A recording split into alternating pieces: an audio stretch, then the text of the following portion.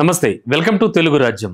ఇవాళ మనతో పాటు సీనియర్ కళాకారులు, అటు టీవీ రంగానికి కావచ్చు, ఇటు ఫిల్మ్ ఫీల్డ్కి సంబంధించి కావచ్చు, అండ్ డబ్బింగ్ ఆర్టిస్ట్, అంతేకాకుండా మాజీ ఎఫ్డిసి డైరెక్టర్గా కూడా వర్క్ చేశారు. అండ్ చాలా తెలుగు సినీ రంగానికి అలాగే అటు టీవీ రంగానికి కూడా ఎంతో సుపరిచితులు, ఎంతో మందికి తల్లో నాలుకలా వ్యవహరించేటువంటి సీనియర్ ఆర్టిస్ట్ జేఎల్ శ్రీనివాసరావు గారు మనతో పాటు ఉన్నారు. నమస్తే శ్రీనివాస్ గారు. నమస్తే రమణ గారు. మా తెలుగు రాజ్యం ఛానల్కి స్వాగతం. ఇవాళ చాలా విషయాలు మీతో మాట్లాడాలని పిలిచాను నేను. ఫస్ట్ ఆఫ్ ఆల్ తెలుగు రాజ్యం ఛానల్లోకి అడుగు పెడుతున్నందుకు చాలా సంతోషంగా ఉంది. ముఖ్యంగా చాలా సీనియర్ జర్నలిస్ట్ రమణబాబు గారు న్యూస్ రీడర్గా మాకెంతో సుపరిచితులు, మా మిత్రులు. Thank you. కార్యక్రమంలోకి వెళ్ళే దీని మీరు నన్ను ఇంటర్వ్యూ చేస్తున్నారు కాబట్టి సార్, ఇవాళ సోమవారం ఆ శివుడికి ప్రార్థన చేస్తూ కార్యక్రమాన్ని మొదలు పెడదాం. తప్పకుండా. వాగర్ధావివ సంపృత్తౌ వాగర్ధ ప్రతిపత్తయే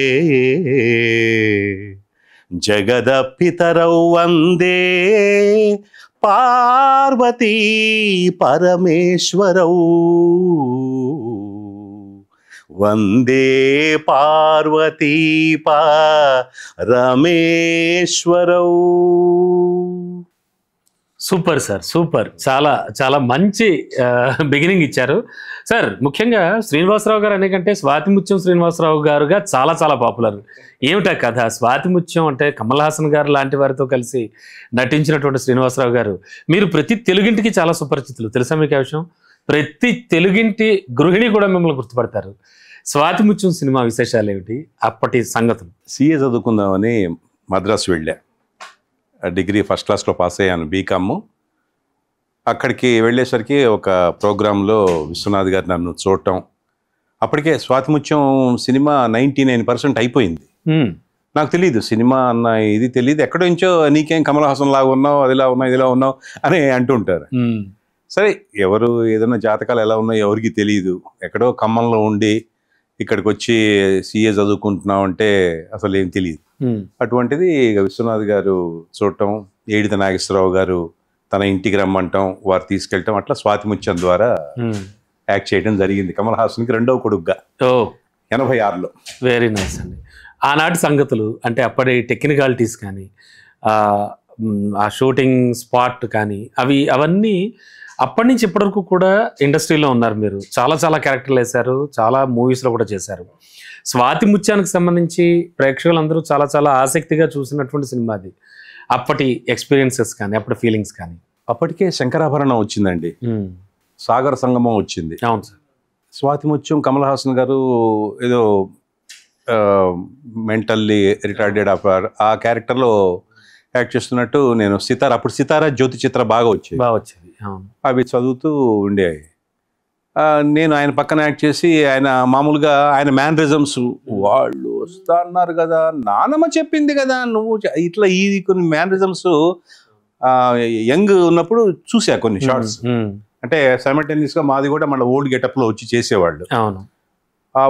దాంట్లో ఉన్నప్పుడు కొంచెం అబ్జర్వ్ చేశా, ఇంత మహానటుల ముందు మేమే యాక్ట్ చేసి భయం వేసింది. అప్పటి వరకు ఏదో కూచిపూడి కళాకారుడు నేను, కూచిపూడి డాన్స్ గోల్డ్ మెడలిస్ట్ నేను. అట్లా చేసేసరికి ఒక కొత్త అనుభూతి, కళా తపస్వి. విశ్వనాథ్ గారిని చూస్తేనే భయం వేసేది. అటువంటి మహానటుడు కమల్ హాసన్, మంచి banner Purnodaya movie creations. So అది చేసరికి గొప్ప అనుభూతి, ఒక మహామహుల కలయిక అంటారు. అంతే కదా, ఆ మహామహుల కలయిక. పైగా సూపర్ డూపర్ హిట్ కాంబినేషన్. అవును, వారిద్దరిది చాలా కాంబినేషన్. ఆస్కార్ దాకా వెళ్ళింది ఆ సినిమా. ముఖ్యంగా ఏంటంటే అంత చిన్నగా యాక్ట్ చేసిన మాలాంటి వాళ్ళకి 100 days ఫంక్షన్ కి రాజ్ కపూర్ గారి సమక్షంలో మాకు షీల్డ్ కూడా ఇచ్చారు. 100 days సెలబ్రేషన్. రామారావు గారు అప్పుడు ముఖ్యమంత్రి, ఎన్టీ రామారావు గారు.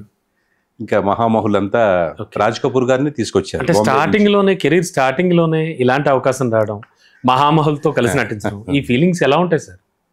చాలా గొప్ప అనుభూతి అండి, చాలా మంచి అనుభూతి. ఏంటో మనకే తెలియదు ఏంటో, మనమే పెద్ద స్టార్ అయిపోతాం. అప్పటికే చిరంజీవి గారు, పెద్ద స్టార్లు అందరూ. అంటే ఈ సినిమాకి సంబంధించి మరో కీలకమైన అంశం, చాలా ఇంపార్టెంట్ విషయం కూడా ఇంకోటి ఉంది. అదేమిటంటే, అంటే మీరు ఎలాగో మర్చిపోరు, బట్ మేము గుర్తు చేయాలి కాబట్టి, అల్లు అర్జున్ కూడా ఇందులో నటించాడు. ఓ మంచి పాయింట్ తీసుకొచ్చారు మీరు. మీకు ఎలా అంటే చదివారు, ఎక్కడో చదివారు? అవునండి.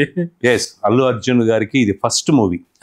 ఎవరికి తెలియదు, చాలా మంది ఆయనే మొన్న చెప్పుకున్నారు. మొన్న జస్ట్ ఒక 3-4 months బ్యాకే చెప్పుకున్నారు, నా first movie Swathi Muthyam, I acted in that film as ఇదని చైల్డ్ ఆర్టిస్ట్ గా అన్నారు.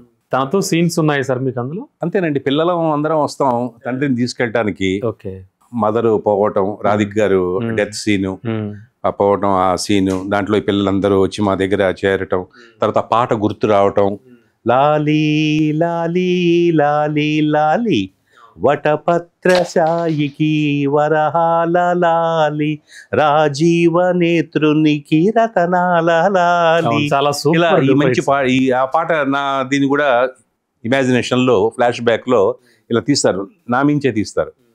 చేసింది చిన్న సీన్సే, మేము బాగా గుర్తింపు వచ్చింది. 35 సంవత్సరాలు దాటింది ఆ సినిమా వచ్చి. ఇప్పటికీ స్వాతి ముత్యం వస్తుంది అంటే మన మిత్రులు మీలాంటి వాళ్ళు, మీరు కూడా మన ఫోన్ చేసి అప్రిషియేట్ చేశారు. జయల్ గారు, మీరు ఆ ఫిలింలో ఉన్న అనుభూతి చాలా గొప్ప అనుభూతి. అల్లు అర్జున్ గారి చాలా చిన్న అబ్బాయి ఇప్పుడు చాలా పాపులర్ అయ్యారు. అండ్ సార్ ముఖ్యంగా ఆ తర్వాత అంటే స్వాతి ముత్యం తర్వాత అవకాశాలు ఎలా ఉన్నాయి అంటే, ఒక మంచి మూవీలో చిన్న పాత్ర అయినా కూడా ఒక మంచి మూవీలో నటించిన తర్వాత జనరల్గా అవకాశాలు అనేవి ఎలా వచ్చాయి, ఏం చేశారు మీరు, ఎలా వెళ్ళారు ముందు? అప్పుడు చదువు మధ్యలోనే, ఇప్పుడు అంటే సైమల్టేనియస్గా ఎల్ఎల్బి కూడా చదువుతున్నాను. ఎల్ఎల్బి చేస్తూ కూడా సిఏ చదవటం వల్ల కొంచెం సినిమాలో ఎక్కువ సమయం కేటాయించడం కుదరలా. దాంట్లో కొన్ని చేసాం. అష్టలక్ష్మి వైభవంలో పెద్ద క్యారెక్టర్ వచ్చింది, సూపర్ హిట్ సినిమా అంటే పార్వతి నళిని గారు, తర్వాత కేఆర్ విజయ్ అష్టలక్ష్ములు. దాంట్లో 6.5 నిమిషాలు డ్యాన్స్ ఉంది. దాని డైరెక్టర్ సిఎస్ రావు గారు, లవకుశ తీసిన డైరెక్టర్ గారు సిఎస్ రావు గారు, వెరీ గ్రేట్. రాజసులోచన గారు హస్బెండ్. దాంట్లో శివుడిగా యాక్ట్ చేయడం జరిగింది. డాన్స్ బాలు గారు పాడారు, వేటూరు గారు రాశారు. ఆనంద తాండవ మాడేటి శివునికి గానమే నా హారతి మంగళహారతి. ఈ పాటకి మేము సూపర్. పాటలు కూడా చాలా ఈజీగా పాడేస్తున్నారు. అంటే సంగీతం కూడా ఏమైనా అభ్యసించారా? అలా లేదండి, చూసే అంతే, వింటూనే. మా సిస్టర్ వాళ్ళు వేణి నేర్చుకునేవాళ్ళు. తర్వాత ఈ పాటల పోటీలకి వెళ్తూ పాటలు వినేవాడిని. అది కూచిపూడి డాన్స్ మీద ఎక్కువ డాన్స్, కమల్ హాసన్ డాన్స్ అంటే ఎక్కువ. సార్ అష్టలక్ష్మి వైభవం తర్వాత ఆ తర్వాత అంటే ఇప్పటి వరకు టిల్ టు డేట్ ఎన్ని మూవీస్ చేస్తుంటారు? ఒక 50 మూవీస్ చేస్తుంటారు. వావ్. అంటే పెద్ద పెద్ద స్టార్ల మూవీలు అంటే ఏం చెప్తారు? ఐ థింక్ స్టాలిన్ లో ఉన్నాను, ఠాగూర్ లో ఉన్నాను, నాగార్జున గారి బాస్ లో ఉన్నాను. చిన్న చిన్నవి అది సినిమాలు చేశాను. అంటే వారితో కాంబినేషన్స్ ఉన్న సీన్స్ కూడా కొన్ని ఉన్నాయి. ఓకే. అలా ఒక సరే చదువుకుంటూ సైమల్టేనియస్లీ అలా వెళుతున్నటువంటి జేఎల్ గారి లైఫ్లో, ఆర్టిస్ట్గా కూడా చేస్తూ వెళుతున్న లైఫ్లో సీరియల్ వైపు వెళ్ళాలి, సీరియల్లోకి వెళ్ళాలి, టీవీల్లో నటించాలి, ఎప్పుడు బీజం పడింది? ఎలా? మంచి ప్రశ్న, చాలా మంచి ప్రశ్న. ఎందుకంటే మీరు ఎక్కడి నుంచి ఎక్కడికి వస్తారో మేము ఒళ్ళు దగ్గర పెట్టుకొని కూర్చోవాలి. Just it's a normal conversation sir. అయ్యో ఇంపార్టెంట్ అండి. ఇప్పుడు అంటే ఇప్పుడు ఇది బిగ్ స్క్రీన్ ఎక్స్పీరియన్స్ వేరు, సినిమా అంటే వేరు. ఎగ్జాక్ట్లీ సీరియల్స్ ఇటువైపు రావడం అంటే అది పూర్తిగా డిఫరెంట్. చాలా ధైర్యం ఉండాలి. అండ్ మోర్ ఓవర్ నేను అంత అక్కడ నటించి వచ్చిన వాడిని ఇందులో చేయడం ఏంటి అనే ఫీలింగ్తో చాలా మంది ఉంటారని తెలుసు నాకు. అవును. కానీ మీరు ఇటువైపు వచ్చి అసలు ప్రతి ఇంట్లో కూడా మీరు ప్రింట్ పడిపోయారు. ఎట్లా సాధ్యపడింది? అది ఎలా పడింది బీజం? అప్పుడు 1995, అప్పుడు ఇంకా నేను షిఫ్ట్ కాలేదు. 86లోనే నాకు మ్యారేజ్ అయింది, 2 పిల్లలు, బాబు పాప. అన్వేషిత సీరియల్ అప్పటికి ఈటీవీ కూడా ఇంకా మొదలు కాల. 94-95 అప్పుడు ఈటీవీ స్టార్ట్ చేస్తున్నారని తెలిసింది. ఈటీవీ అంటే ఇక అసలు కంప్లీట్ గా అసలు చాలా ట్రెమెండస్, చాలా భారీ ఎత్తున చేస్తారు. ఎందుకంటే రామోజీరావు గారు దండం పెట్టాలి, చేతులెత్తి. ఎందుకంటే ఎంతో మంది జర్నలిస్టులకి చేయుతనిచ్చి వాళ్ళ జీవితాల్లో వెలుగులు నింపారు రామోజీరావు గారు. వారు ఛానల్ పెడుతున్నారంటే సరే, బాపినీడు గారు, ముఖ్యంగా బాపినీడు గారికి మా ఖమ్మం సాంబశివరెడ్డి గారు లెటర్ ఇచ్చి పంపారు. నిర్మల హృదయ్ అధినేత సాంబశివరెడ్డి గారు చేస్తే అప్పుడు బాపినీడు గారిని కలవటం, బాపినీడు గారు సుమన్ గారికి, అప్పుడు ఈ రామోజీరావు గారు అబ్బాయి సుమన్ గారికి పరిచయం చేయటం. అట్లా అన్వేషితలో సైడ్ హీరోగా అచ్యుత్ హీరో, సైడ్ హీరో నేను. యమున గారు కూడా ఉన్నట్టు. యమున గారు కూడా అచ్యుత్ గారి పక్కన మా స్వర్గీయ మా సోదరుడు అచ్యుత్. పక్కన యమున గారు. సో అలా అడుగు పెట్టారు సీరియల్స్ లో సైడ్ హీరోగా అన్వేషిత. ఆ తర్వాత అన్వేషిత, స్నేహ, కళంకిత, విధి, ప్రియాంక, శివలీలలు, భాగవతం. నాకు అసలు ఎన్ని చేస్తుంటారు సీరియల్స్ ఇప్పటి వరకు? 200. వావ్, 200 సీరియల్స్ చేసి 4 నంది అవార్డులు వచ్చినాయి. తర్వాత ఇంకా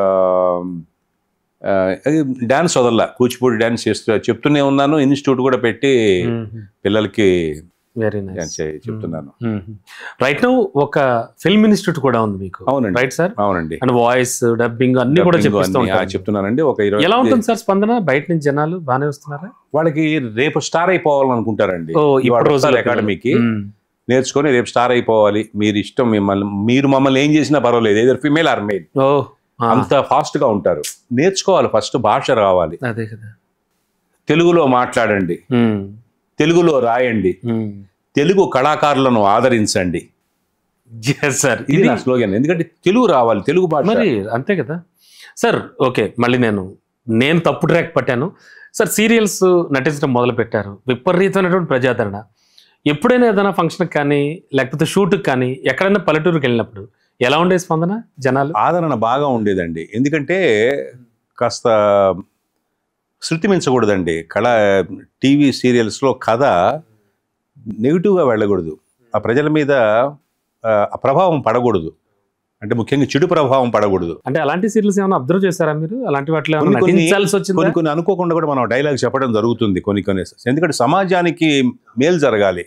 ఫ్యామిలీ విషయాలు ఏది మనం ఎంత కొట్టుకున్నా ఎంత తిట్టుకున్నా చేసిన ముందు ఆ ఇంట్లో జరిగే దీన్ని బట్టి మళ్ళా దాని పరిహారం చూపించాలి, దాని పరిష్కారం చూపించాలి.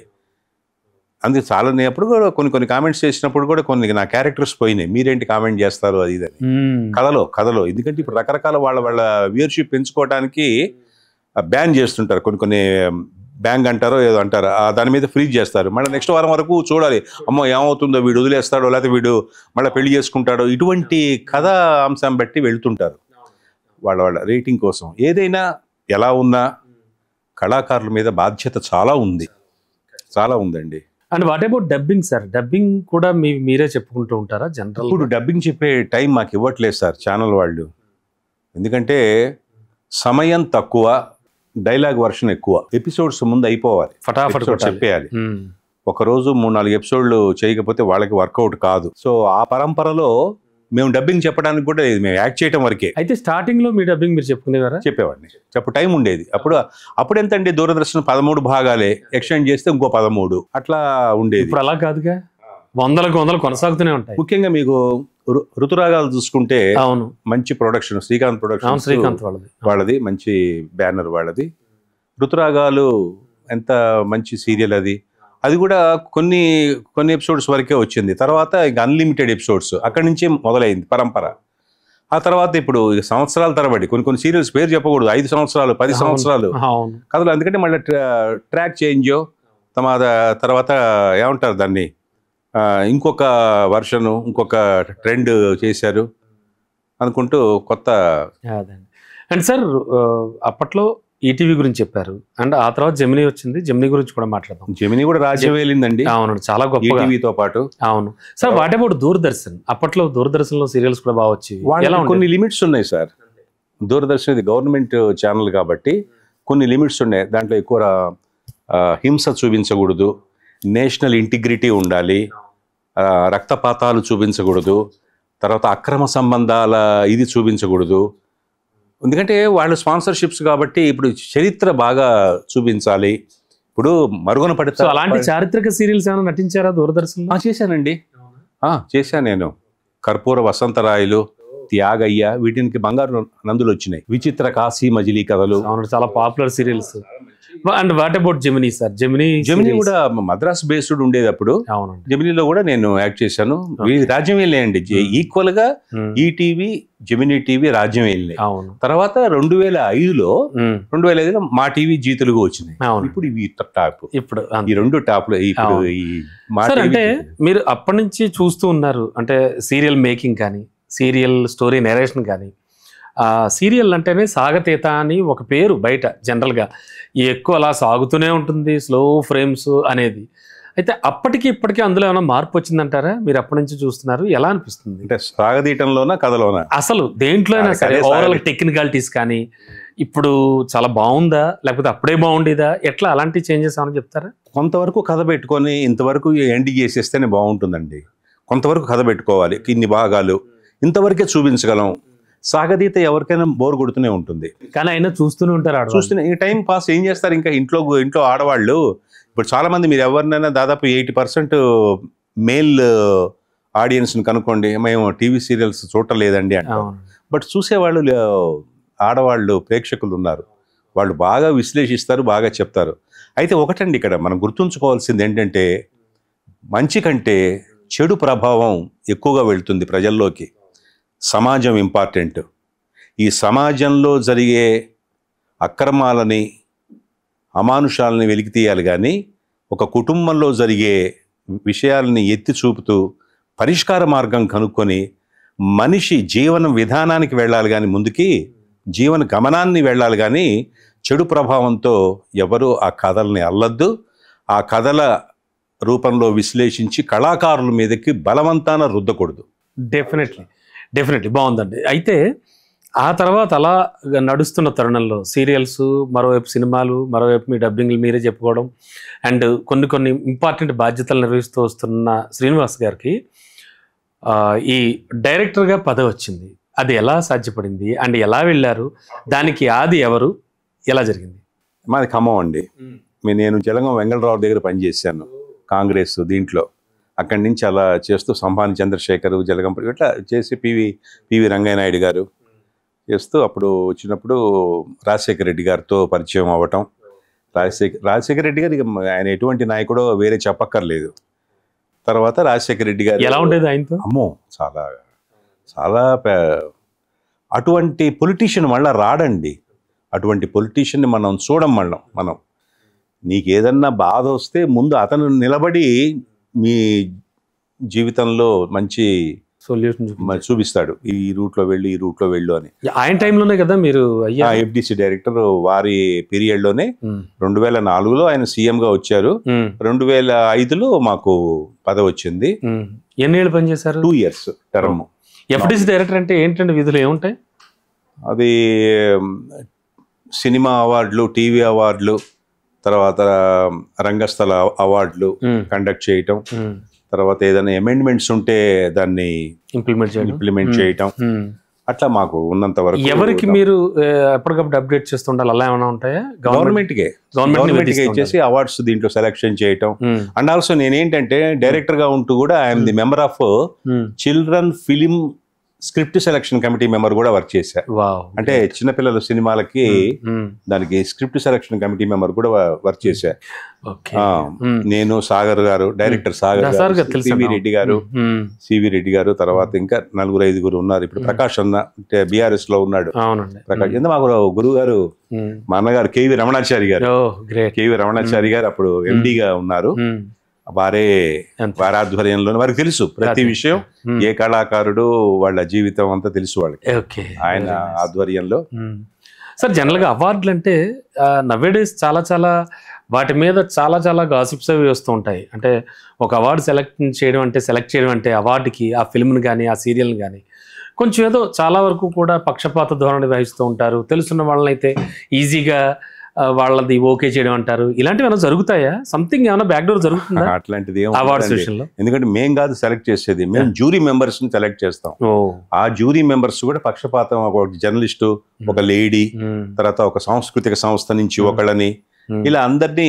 అవార్డ్స్ చాలా ప్లెయిన్ గానే జరుగుతాయి కేటగిరీలో. ఎప్పుడు అట్లా పక్షపాతం ఉండదండి. అది మీకు తెలుసు, మీరు చూసుకోవచ్చు. ఒక్కసారి వీళ్ళకి ఎందుకు రాలేదు మీరు చూసుకోవచ్చు. అందరికి సమానంగా కరెక్ట్ గా. అంటే అప్పటికప్పుడు నామినేషన్స్ ఎవరైతే వేస్తారో అప్పుడు 1500 ఎంతో కట్టి వేస్తారు వాళ్ళ సినిమాకో దేనికో. చూసేసి స్క్రీనింగ్ కమిటీ చూసుకొని వాళ్ళు అట్లా అంతే తప్ప అందులో ఏం లేదండి. అట్లాంటిది ఏం ఉండదు. ఎందుకంటే గవర్నమెంట్ కి బ్యాడ్ నేమ్ వస్తుంది కదండి. అవునండి, అవును, ఖచ్చితంగా. అండ్ సార్, ఆ తర్వాత మొత్తం మీరు అలా సీరియల్స్ అవి నటిస్తున్న తరుణంలో ఫస్ట్ నుంచి ఇప్పటి వరకు కూడా మీరు చేస్తున్నటువంటి సీరియల్స్కి సంబంధించి అరే పలానా క్యారెక్టర్ అయితే చాలా బాగుండేదేమో నాకు, ఇలా నేను చెయ్యాలి, ఇలాంటి ఫీలింగ్ ఉన్నది. ఎందుకంటే మీరు చాలా సీరియల్స్ చేశారు, 200 పైగా సీరియల్స్ అంటే ఇట్స్ నాట్ ఏ జోక్. ఎట్లా అలాంటి ఏమైనా అనిపించింది ఎప్పుడైనా ఒక క్యారెక్టర్ కానీ? అంటే ఇప్పుడు ఎట్లా ఉంటుందంటే సినిమా వేరు, టీవీ వేరు. పూర్తిగా సినిమా అనేది అది స్టార్డమ్, 10 మందిని కొడతారు, మొత్తం అతనే ఉండి డైలాగ్ చెప్తాడు, అతని ద్వారానే కథ నడుస్తుంది, హీరో హీరోయిన్ మ్యాక్సిమం. బట్ ఇక్కడ అట్లా కాదు, ఏ ఎపిసోడ్ లో హీరో ఆ ఎపిసోడే. కాకపోతే ఇంటి పెద్ద ఉంటాడు, హీరో ఫాదరో హీరోయిన్ ఫాదరో ఉంటారు, బట్ వాళ్ళ సమక్షంలోనే మిగతాది కూడా నడుస్తుంది. అంటే సీరియల్ అంటే సీరియల్ హీరో ఉండడండి, కథే హీరో, కథే hero, screen play hero. But దీని అంతటికి నడిపించేది ఉంటారు కదా ఛానలే, దీని అంతటికి నడిపించేది ఛానలే కదా. Serial for all, no hero no కాదు చెప్పుకుంటారు హీరో హీరోయిన్ అని, బట్ అది కాదు. బట్ కథే హీరో, కథ బాగుంటే బ్రహ్మాండంగా ఫాస్ట్ అలా డిఫరెంట్ క్యారెక్టర్లు అయితే చేస్తారు, వస్తాయి. Well satisfied, fully satisfied, very nice, fully satisfied. Sir general గా సినిమాలకైతే కనుక బడ్జెట్ అని, ఇంత బడ్జెట్ పెట్టి ఇంత బడ్జెట్తో తీస్తాం, ఇవన్నీ టెక్నికాలిటీస్ ఉంటూ ఉంటాయి. నాకు తెలిసి మీరు చాలా సీనియర్ కాబట్టి మీకు కూడా చాలా విషయాలు తెలిసి ఉండాలి. జనరల్గా సీరియల్ తీయడం, అలాగే దాన్ని ఓ ఛానల్కి ఇవ్వడం, లేదా ఛానల్ వాళ్ళే సీరియల్ తీయడం, ఇవేవి చాలా మందికి తెలియవు. అంటే సీరియల్ ప్రొడక్షన్ చేసేవాళ్ళు, ప్రొడ్యూసర్స్ సేఫ్ సైడ్ ఉన్నారా నవేడేస్? పర్వాలేదా? హ్యాపీ అండి, ఆల్ ఆర్ హ్యాపీ. అవునా? సినిమా ప్రొడ్యూసర్ అంటే నష్టపోయి ఉంటారు, బట్ సీరియల్లో నష్టం రాదు, ఎందుకంటే ఛానల్ కంట్రోల్ ఉంటుంది కదా, ఛానల్ కంట్రోల్ ఉంటుంది కదా ప్రొడ్యూసర్ మీద. అక్కడ ఛానల్ హైయెస్ట్ అంతే, అందుకని ఏం ప్రాబ్లం ఏం లేదండి. Channel will see the all these things. వాళ్ళు కంట్రోల్లో పెట్టుకొని ప్రొడ్యూసర్లని ఈ కథ మీదుగా వెళ్ళండి, ఈ పాయింట్ మీదుగా వెళ్ళండి, ఈ ఆర్టిస్ట్ మీదుగా వెళ్ళండి, ఈ ఆర్టిస్ట్ ని ఎక్కువ ఫోకస్ చేయండి అని కూడా చెప్తాయి, ఈ ఆర్టిస్ట్ మీద ఎక్కువ డైలాగ్ అంటే కథ వెళ్ళండి అని ఛానల్ విల్ డిసైడ్. సో అందుకని పరిస్థితుల్లో అయితే ఇక ముందు ఎలా ఉంటుందో తెలియదు కానీ, బట్ అంటే పాత పద్ధతులు కూడా అలాగే ఉండేవా సార్ అప్పటి నుంచి? అంతేనా? దూరదర్శన్, ఈటీవీ ఇవన్నీ కూడా అంతేనా? సేమ్ ప్రొసీజర్ ఛానల్ లేదండి, డిఫరెంట్. మిగతా ఛానల్స్ అని ఓకే కానీ దూరదర్శన్ ఈజ్ డిఫరెంట్. వాళ్ళకి ఏంటంటే ఇంటిగ్రిటీ కదా, ఇంటిగ్రిటీ ఎక్కువ, రక్తపాతాలు చూపించకూడదు, హత్యలు, మానభంగాలు, స్త్రీని కించపరచకూడదు, స్త్రీని తిట్టకూడదు, జుట్టు పట్టుకొని లాగకూడదు, చాలా ఉంటాయి, చాలా రెస్ట్రిక్షన్స్ ఉంటాయి. ఇట్లా కొన్ని అప్పుడు ఉండేవి గట్టిగా, కానీ అప్పుడు అదే ఎక్కువ పాయింట్ మీద వచ్చేవి. అవునండి, కట్నం, యాంటీ డోరీ, అప్పుడు బర్నింగ్ టాపిక్స్. అవును సార్. అప్పుడు సీరియల్ నటీనట్లంటే అప్పట్లో అచ్యుత్ గారని, ఇంకా నరేష్ గారని, ప్రదీప్ గారని, వీళ్ళందరూ. ప్లస్ ఇప్పుడు కొత్త పిల్లలు చాలా మంది నటిస్తున్నారు. వాళ్ళతో నటించడం ఎలా ఉండేది? కొత్త అనుభూతి అండి. వాళ్ళు యంగ్ కదా, మేము సీనియర్ యాక్టర్స్ అయినా, ఫాదర్ క్యారెక్టర్ ఆర్టిస్ట్ అయినా వాళ్ళతో నటించడం అనేది కాదు. ఏంటంటే ఇప్పుడు వాళ్ళకి అంత అనుభవం లేదండి, ఏదో డైలాగ్ చెప్తున్నారు, ప్రాంప్టింగ్ ఇస్తున్నారు. ఎందుకంటే ప్యూర్ గా ఇప్పుడు ప్రాంప్టింగ్ ఇవ్వడం అప్పటి నుంచి ఉండేదా? లేదండి, లేదు, ప్రాంప్టింగ్ లేదు, 10 ఏళ్ల నుంచే మొదలైంది. అవునా? తరుముతుంటారు, ప్రాంప్టింగ్ చెప్తూ తరుముతుంటారు, చెప్పు అని. బట్ డైలాగ్ చదువుకునే టైం కూడా ఉండదు, డైలాగ్ మిస్ అవ్వకూడదు, మిస్ అవ్వకూడదు, ఆ ఫీల్ మిస్ అవ్వకూడదు, ఎమోషన్ మిస్ అవ్వకూడదు. చాలా టాలెంట్ కావాలి ఆర్టిస్ట్ కి. ప్రాంప్టింగ్ చెప్పినంత మాత్రాన వెంటనే అతను చెప్పిందే మనం చెప్పకూడదు. అవును, మన దీంట్లో మలుచుకొని మనం అర్థం చేసుకొని ఇంప్రవైజ్ చేసి చెప్పాలి. అది కొంతమంది డైరెక్టర్లు చెప్తారు అట్లా, కొంతమంది డైరెక్టర్లు ఉన్నారు అట్లా చెప్పేవాళ్ళు ఉన్నారు, కొంతమంది ఫాస్ట్ గా వెళ్తుంటారు. అందుకని కొన్ని సీరియల్స్ మధ్యలో ఆగిపోతూ ఉంటాయి, కొన్ని వెళ్తాయండి, చాలా మధ్యలో పోతాయి. పాయింట్ లేదు, సరిగ్గా పాయింట్ జనంలోకి వెళ్ళలేదు అంటుంటారు. ఓకే, అంటే సార్ జనరల్ గా సినిమాలు బడ్జెట్ పెట్టి తీసినా హిట్ అవుతాయో లేదో తెలియదు కానీ సీరియల్ కి డబ్బులు పెడితే మాత్రం నిర్మాత 80% లాస్ అవ్వడండి. ఓకే. అండ్ సార్ ముఖ్యంగా అంటే మీరు ఎక్కడో ఒక్కళ్ళు ఇద్దరండి, అది అసలు కౌంట్ కాదు సార్. జనరల్ గా టెండెన్సీలో ఒక విషయం అయితే నేను రెగ్యులర్ గా వింటుంటాను, ఐఎమ్ ఆల్సో సీనియర్ జర్నలిస్ట్, నేను చాలా చూశాను, విన్నాను, మీలాంటి వారితో చాలా మందితో మాట్లాడాను. జనరల్ గా సీరియల్ అంటే బుల్లి తెర నుంచి పెద్ద తెరకు వెళ్ళడం చాలా కష్టం. సీరియల్లో చేసిన వాళ్ళు సినిమాలకి చాలా తక్కువ క్లిక్ అవుతారు, సినిమాల్లో వెళ్ళడం అనేది చాలా కష్టం. ఇలాంటివన్నీ చాలా వింటూ ఉంటాను నేను. అందులో ఎంతవరకు నిజం ఉందంటారు? అందరూ చిన్న తెర నుంచి వచ్చిన వాళ్ళే సార్, అందరూ చిన్న తెర నుంచి వచ్చిన వాళ్ళు. ఎందుకంటే నాటకం అనేది మాతృక, నాటకం మాతృక, తర్వాత సినిమా వచ్చింది, తర్వాత బుల్లి తెర. సినిమా నుంచి వచ్చిన వాళ్ళు ఏమైనా మేమంతా అది ఫస్ట్ మీకు కృష్ణ గారిది అన్నయ్య అని సీరియల్ వచ్చింది. అవును విసా. ఆయనంతటా ఆయనే, నేను షిరిడి వెళ్ళినప్పుడు నన్ను చూసి, నేను ఇన్ని సినిమాలు చేసినా ఏదో చెప్పుకుంటూ చేసుకుంటూ బాగా చేశారు, ఇది చేశారు అన్నారు, మీరు అన్నయ్య సీరియల్లో మరి యాక్ట్ చేశారు కదా అని కృష్ణ గారికి చెప్పారట ఎవరో. ఆయన చాలా సందర్భాల్లో కూడా చెప్పారు, నాకు టీవీ సీరియల్ మంచి పేరు తీసుకొచ్చింది అని. ఇంకా ఆయన చూడండి, ఆయన అనాల్సిన మాట, ఎన్ని సినిమాలు చేశారు సూపర్ స్టార్ కృష్ణ గారు, సూపర్ స్టార్. అలాగే మట్టి మనుషులు తీశారు నాగేశ్వరరావు, ఆయన కూడా మంచి అనుభూతి పొందారు. ఆయన కూడా అంటే సార్ వన్స్ మూవీస్ లో మంచి పేరు వచ్చేసి ఆ తర్వాత రావడం వేరు. మామూలుగా చిన్న అంటే ఒక సీరియల్స్ లో అది చేస్తూ బుల్లితెరకి పరిమితమైన వాళ్ళకి అంత ఎక్కువ అవకాశాలు రావనేవి. Is it right? మీకు తెలుసో తెలియదు, సుమన్ గారు చేశాడండి సీరియల్స్. అవును, సుమన్ గారు చేశారు. మన కొడాలి అనిత గారి అర్చన అనుకుంటా, నేను ఆయనతో చేశాను, ఆయన బావమరిదిగా చేశాను అర్చన సీరియల్లో సుమన్ గారు. మరి సుమన్ గారు ఎంత పాపులర్ హీరో. ఓకే, చిరంజీవి గారికి చిరంజీవి గారికి సమవుజ్జి. ఓకే, సో అంటే అలా ఏం లేదు. చిరంజీవి గారే నాకు టీవీ ద్వారా కూడా నాకు అత్యంత ప్రజాదరణ వచ్చింది. ఏది ఏదో ప్రోగ్రామ్ ఉంది కదా ఆయన యాంకర్ గా, ఇది మీలో ఎవరు కోటీశ్వరుడు, పవన్ బనేగా కరోడ్పతి, తెలుగు వర్షన్ ఏంటి, మీలో ఎవరు కోటీశ్వరుడా, మీలో ఎవరు కోటీశ్వరుడా, చిరంజీవి గారే అన్నారు ఆ మాట. అలాగే నాగబాబు గారు కూడా అలా వచ్చింది.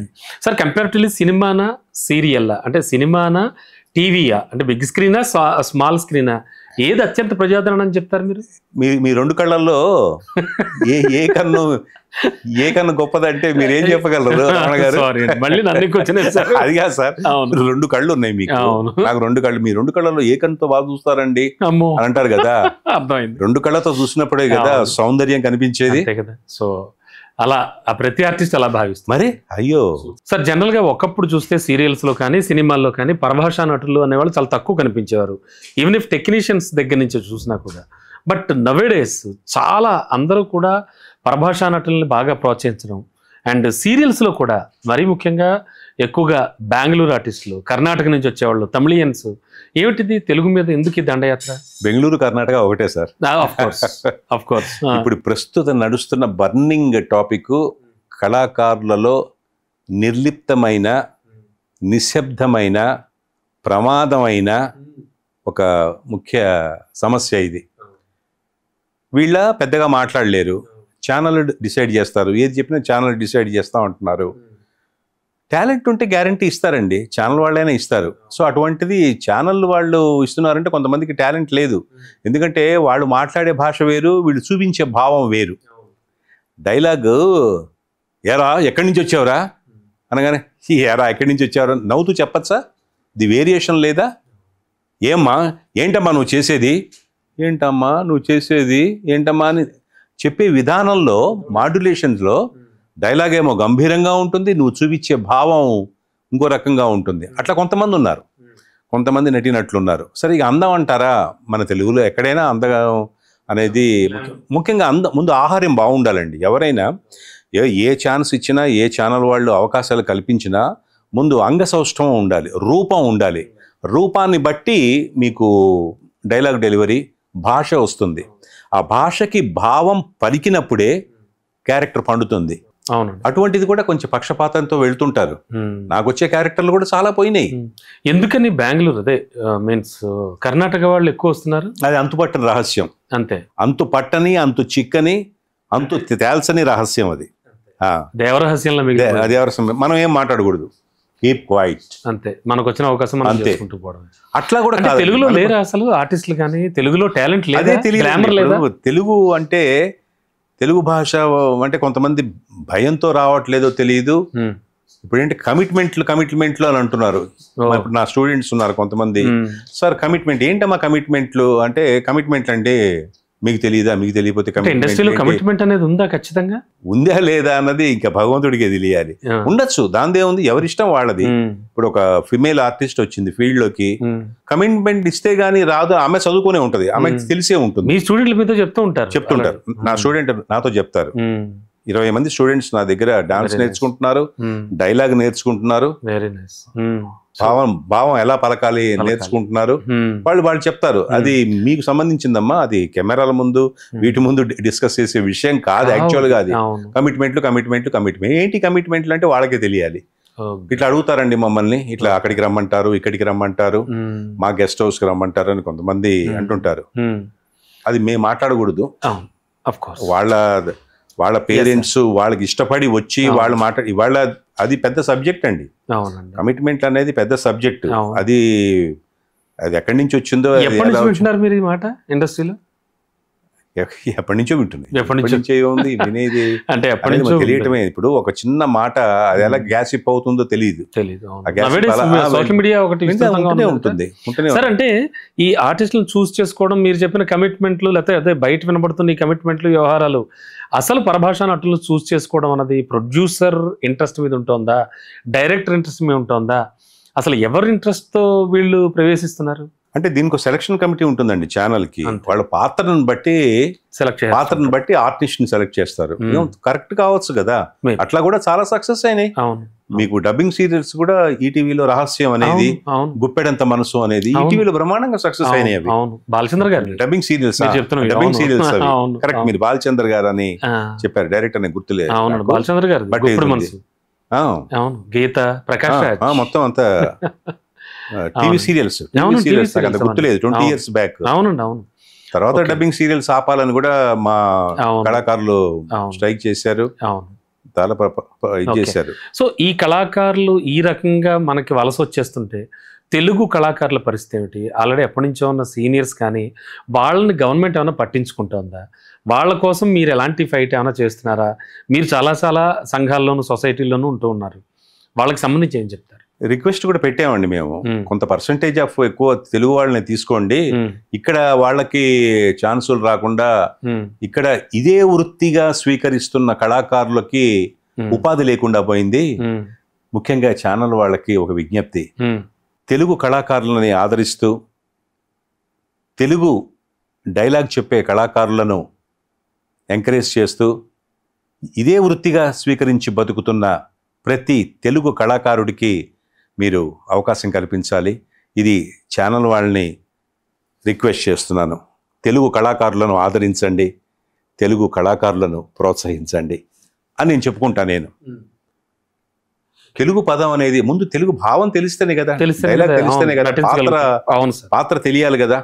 నేను నా తపనంతా అదే. నాకొస్తే సరిపోదండి, నా కడుపు నిండితే సరిపోదు. ఇంకా ఉన్నవాళ్ళు చాలా నాతో పాటు ఇంకొకరికి అవకాశాలు రావాలి. ఏదో కూర్చున్నాం ఏదో మాట్లాడామంటే జీవితం వెళ్ళిపోతుంది. వాటి కోసం ఫైట్ చేస్తున్నారు. మంచి ప్రెసిడెంట్. గతంలో కూడా మీరు మనం కలిసి మాట్లాడుకున్నప్పుడు ఒక మంచి స్లోగన్ చెప్తూ ఉంటారు, అదేంటది? ప్రతి ఇంట్లో టీవీ. అదేంటది? టీవీ లేని ఇల్లు లేదు, టీవీ వారికి ఇళ్ళు లేవు. టీవీ లేని ఇల్లు లేదు, టీవీ వారికి ఇళ్ళు లేవు. టీవీ నగర్ నుంచి బాగా ముందు నుంచి పోరాడుతున్నాం చాలా మంది. ఓకే అండి. ఇప్పుడు మీతో పాటు ఎవరెవరు ఉన్నారు సార్ మీ కొలీగ్స్? ఇప్పుడు మంచి ప్రెసిడెంట్ వచ్చాడండి, కౌశిక్ అని, యంగ్ ఫెలో. అవును, తమ్ముడు యంగ్ ఫెలో వచ్చాడు కౌశిక్. తెలుగు ప్రేక్షకులు అందరికీ అలాగే. అవును, కౌశిక్ గారు. అవును, కౌశిక్ వచ్చాడు. బ్రదర్ బాలాదిత్య. వారు కూడా మంచి ఇంటర్వ్యూస్ అవి కండక్ట్ చేస్తున్నాడు ఈటీవీలో. కౌశిక్ వెరీ డైనమిక్, డాషింగ్, వాడు మంచి ఆర్టిస్ట్ కూడా. సో ఇప్పుడు వాడు ఎందుకు అంటున్నానంటే తమ్ముడు. అవును అవును.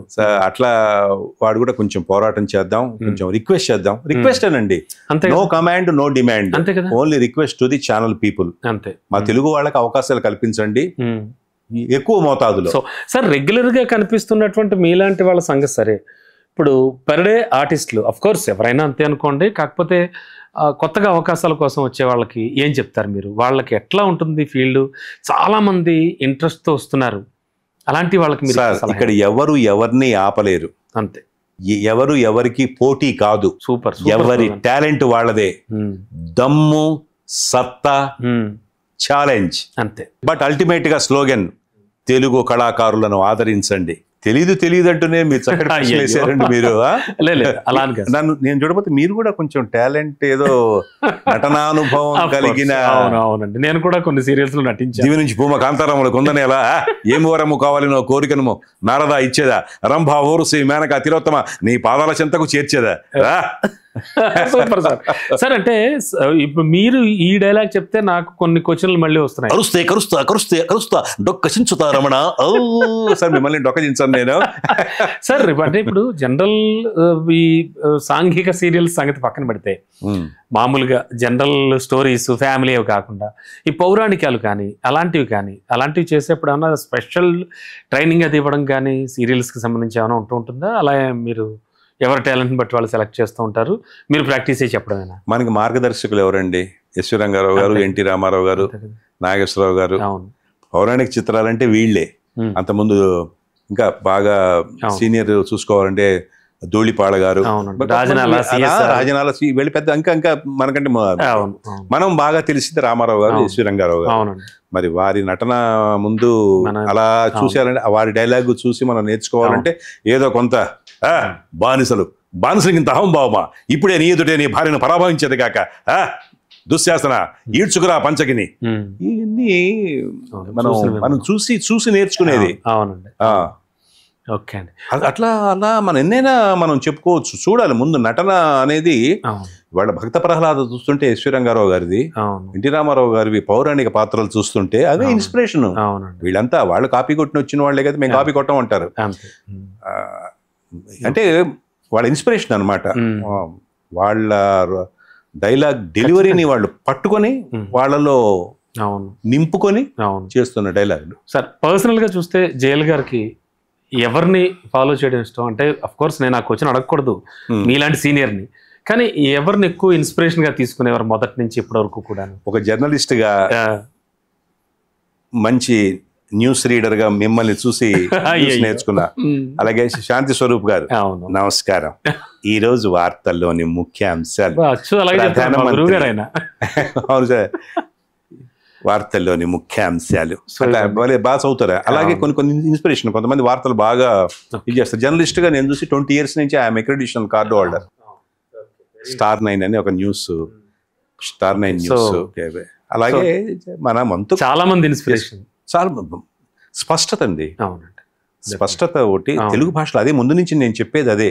తెలుగు భాష, తెలుగు తెలుగు తెలుగు తెలుగు అనేది అందుకే ప్రాచీన హోదా తీసుకురావడానికి తెలుగు భాషకి రాజశేఖర రెడ్డి గారు అయితే, అంతకుముందు అసలు తెలుగువాడు, తెలుగు రాష్ట్రము, అసలు తెలుగు అనేది ఎన్టీ రామారావు గారు. వీళ్ళిద్దరికి చేతులైతే నమస్కరించాలి తెలుగు దీని గురించి. అంతకుముందు రాజకీయ నాయకులు ఎంతమంది వచ్చినా దాని గురించి పోరాడలా. బట్ మన తెలుగు తెలుగు తెలుగు. సో ఫైనల్గా మూవీ ఇండస్ట్రీకి కావచ్చు, అలాగే టీవీ ఇండస్ట్రీకి కావచ్చు, అందులో ఉంటూ వారితో పాటు తిరుగుతూ దాన్ని జీవనోపాధిగా మలుచుకుంటూ ఎన్నో అవార్డులు, నంది అవార్డు అందుకున్నారు. అసలు మీ ముందు అసలు మేము చాలా చాలా చిన్నవాళ్ళం. ఈ స్థాయిలో ఉన్నటువంటి జయల్ గారి రిక్వెస్ట్ కానీ, అలాగే ఒక దాన్ని ఏమంటారు గవర్నమెంట్కి చెప్పడం కానీ, ఇలాంటివి మీ కళాకారుల తరఫున ఏమైనా చెప్దాం అనుకుంటున్నారు? టీవీ నగర్ ఇంతవరకు సాధించలేదండి. ఇప్పుడు ఫిలిం నగర్ వచ్చింది కాంగ్రెస్ ప్రభుత్వ హయాంలోనే. అలాగే చిత్రపురి కాలనీ కూడా వచ్చింది కాంగ్రెస్ హయాంలోనే. కోట్ల విజయభాస్కర్ రెడ్డి గారు, ఫిలిం నగరు మరి చెన్నారెడ్డి గారు, అక్కిని నాగేశ్వరరావు గారు. అక్కిని నాగేశ్వరరావు ఇక్కడికి వచ్చి ఉంటేనేనండి డెవలప్ అయింది. ఆయన ఒక్కడే ఇక్కడ ఉన్నారు. ఆయన తర్వాతే అందరూ వచ్చిన తర్వాత రామారావు గారు స్టూడియోలు అవి కట్టుకొని ఉన్నారేమో.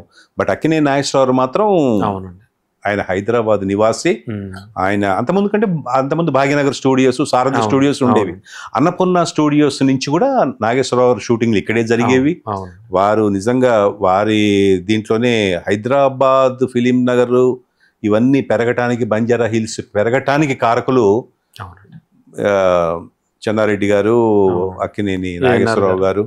మహామహులు ఉన్నారు, ఇంకా ఉండొచ్చేమో, కొంతమంది తెలియకపోవచ్చు ఉన్నారు. బట్ అభివృద్ధి, ఎందుకంటే మీరు ఇవాళ ఫిలిం నగర్ స్థానే టీవీ నగర్ రావాలని కూడా మేము ఎంతో పోరాటం చేశాం. వస్తుంది అని విశ్వసిస్తున్నాం. సో దానికి డైనమిక్ ముఖ్యమంత్రి రేవంత్ రెడ్డి గారు ఉన్నారు, అక్కడ చంద్రబాబు నాయుడు గారు ఉన్నారు ఆంధ్రాలో. డెఫినెట్ గా వీళ్ళ హయాంలోనే, వీళ్ళ టెన్యూర్లోనే కళాకారుల బాధలు సాల్వ్ అవుతాయని, మా సమస్యలు పరిష్కరించబడతాయని, టీవీ నగర్ స్థాపన జరుగుతుందని నేను విశ్వసిస్తున్నాను. Sir last but not least, cinema field కానీ ఈ టీవీ ఫీల్డ్ కానీ ఇదంతా వైజాగ్ తరలి వెళ్ళిపోతుంది అనేది ఎంతవరకు? ఎక్కడికి వెళ్ళదండి. వెళ్తే షూటింగ్ చేసుకొని వచ్చేస్తారు అంతే తప్ప. ఆ లొకేషన్ లో ఇక్కడ ఎస్టాబ్లిష్డ్ కదండి. తెలంగాణ అనేది, హైదరాబాద్ అనేది 70 సంవత్సరాల అభివృద్ధి. ఈ 70 సంవత్సరాల అభివృద్ధిని ఎవరు కాదనలేరు. అన్ని ఎస్టాబ్లిష్డ్, స్టేట్ గవర్నమెంట్ ఆఫీసులు ఎస్టాబ్లిష్డ్, అవునండి, కేంద్ర ప్రభుత్వ కార్యాలయాలు ఎస్టాబ్లిష్డ్. ఇంకెక్కడికి వెళ్తారండి? అంతే, ఇంకెక్కడికి వెళ్తారు? సో మీరు కూడా ఇక్కడే ఉంటే బాగుంటుందని కోరుకుంటున్నాను. నేను ముందు నుంచి ఖమ్మం కాబట్టి నా తెలంగాణ అని అనుకునే అట్లాంటిది ఒకటే. అయితే నేను తెలంగాణనే కాకుండా కళాకారుని కాబట్టి I'm for all. I'm for all. వెళ్ళలేవండి కళాకారు. కళలకు భాష భేదం లేదంటారు, మళ్ళీ అది వేరే వస్తుంది పాయింట్. కళలకు భాష భేదం లేదు కానీ మొత్తం తీసుకొచ్చి ఇక్కడే తెలుగులో సీరియల్స్ నిర్మిస్తున్నప్పుడు తెలుగు కళాకారులకి ఎక్కువ అవకాశాలు రావాలి. ఇదే నా slogan. I request to the channel people, తెలుగులో సీరియల్స్ నిర్మిస్తున్నప్పుడు, ఇక్కడే షూటింగ్లు జరుగుతున్నప్పుడు మాలాంటి తెలుగు కళాకారుల్ని, నాతో పాటు నా తోటి సహోదరుల్ని, సోదరీమణులకి అవకాశాలు కల్పించాలని ముకుళిత హస్తాలతో ఛానల్స్ వాళ్ళని వేడుకుంటున్నాను. Thank you sir, thank you so much. చాలా చక్కటి వివరాలు చెప్పారు. మళ్ళీ మరోసారి మనం కూర్చుందాం. మీ బిజీ షెడ్యూల్స్లో, ఎందుకంటే సీరియల్స్లో చేస్తున్నారు, ఒక సీనియర్ ఆర్టిస్ట్గా ఉన్నారు, అంత బిజీ షెడ్యూల్లో కూడా మీరు టైం ఇచ్చి మాకు వివరాలన్నీ చెప్పినందుకు, అలాగే ఆ విషయాలను పంచుకున్నాం. Thank you. నాకు ఈ అవకాశం ఇచ్చిన తెలుగు రాజ్యం ఛానల్కి ముఖ్యంగా మీరు ఇన్ని కార్యక్రమాలు, చాలా కార్యక్రమాలు చేపట్టారు. మీరు కూడా అడిగారు కార్యక్రమాలు చేపట్టాలి, అందరు ఆర్టిస్టులను తీసుకొచ్చి వాళ్ళ వాయిస్ వినిపించాలని. తప్పకుండా నా వంతు కృషి చేస్తాను. తప్పకుండా. తెలుగు రాజ్యానికి నా పూర్తి సహకారం ఎప్పుడు ఉంటుంది. Thank you sir. Thank you very much.